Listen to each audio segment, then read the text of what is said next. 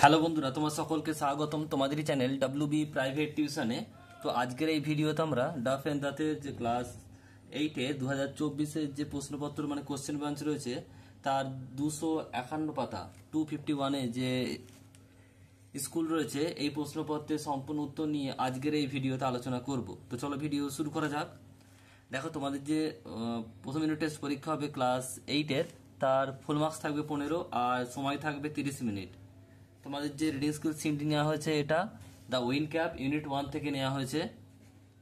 তো আশা করি তোমরা এটা পড়ে নিয়েছো। আমি শুধু উত্তরগুলো বলে দিচ্ছি, দেখে নাও। এর দেখের প্রশ্ন বলছে টিক দ্য কারেক্ট অল্টারনেটিভস। এক একটা বলছে the lad wanted to be a, বালকটা কি হতে চাইছিল, ইচ্ছা কি ছিল, উত্তর হবে সেইলার বা নাবিক। নেক্সট হচ্ছে মাদার টোল্ড দ্য ল্যাড, মা বলেছিল বালককে মানে ছেলেটিকে that he know the smell of the, কিসের গন্ধ জানতো, এটা হবে সয়েল, মাটির গন্ধ জানতো। এবার বিয়ের দাগের প্রশ্ন বলছে, দেখো বিয়ের দাগের প্রশ্ন এক একটা বলছে যে what did the boy know, ছেলেটি বালকটি কি জানতো। উত্তর লিখবে, দেখে নাও। লিখবে the boy knew the turn of the season and the smell of the soil. সে জানতো যে কোন ঋতুর পর কোন ঋতু আসবে, ঋতুর চক্র এবং কি মাটির গন্ধ জানতো।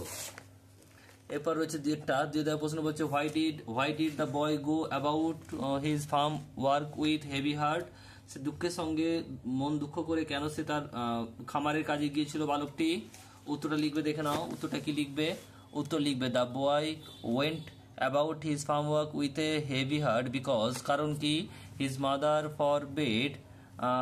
ফরবেড হিম, তার মা তাকে নিষেধ করেছিল। And he always ওবে his mother, এবং সবসময় সে তার মায়ের কথা মান্য করে চলতো। এরপর সে প্রশ্ন বলছে write T for true and F for false. True false লিখতে হবে। এক একটা বলছে যে John had interest in farm work, জনের ভালো লাগতো খামারের কাজ, এটা অবশ্যই ফলস হবে। আর দুইটা বলছে জন ওয়াজ ওবিডিয়েন্ট টু হিজ মাদার, সবসময় মান্য করে চলতো মায়ের কথা, এটা অবশ্যই ট্রু হবে। এরপর গ্রামার আর ভোকাবুলারিতে আসি, কি রয়েছে দেখো এখানে। বলছে যে write the antonym of the underline word using the prefix by the box. এখানে দেখো হেল্পিং বক্স আছে, ডিআইএস আছে, আইএম আছে, আইএল আছে।